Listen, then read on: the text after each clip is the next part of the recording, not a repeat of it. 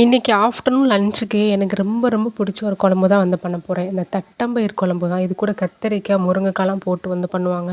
செம்ம சூப்பராக வந்திருக்கும். நிஜமாவே எங்கள் வீட்டில் இந்த குழம்பு பண்ணி ரொம்ப ரொம்ப மாதக்கணக்காக ஆயிடுச்சுன்னு வந்து சொல்லலாம். முருங்கைக்காவை பார்த்ததுமே எனக்கு வந்து அந்த தட்டம்பயிர் புளிக்குழம்பு பண்ணணுன்னு தான் வந்து தோணுச்சு. அதனால் வந்து பார்த்திங்கன்னா இன்றைக்கி அதான். அது கூடயே வந்து பார்த்திங்கன்னா பசங்களுக்கு மட்டும் முட்டை ஆம்லெட் போட்டு நான் வந்து மாம்பழம் வந்து இருக்குது, அதை வச்சு சாப்பிட்டுக்கலான்னு சொல்லிட்டு தான் வந்து ரெடி பண்ணிகிட்ருக்கேன். இந்த தட்டம்பயிர் குழம்பு வந்து எல்லாருக்குமே எப்படி பண்ணணும்னு தெரியும்.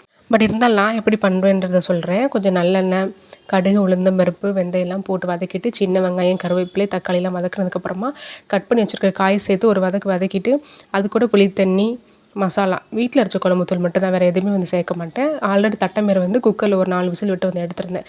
எல்லாத்தையும் சேர்த்து நல்லா 2 கொதி விட்டு இறக்கணும் அப்படின்னா செம்ம சூப்பராக இருந்துச்சு. எனக்கு பண்ணும்போதே வந்து சாப்பிட்ணுன்னு தோணுச்சு. இந்த மாதிரி குழம்புக்கு சாப்பாடு மட்டும் குலைவா இருந்ததுன்னா செம்ம சூப்பராக இருக்கும். ட்ரை பண்ணுங்கள்.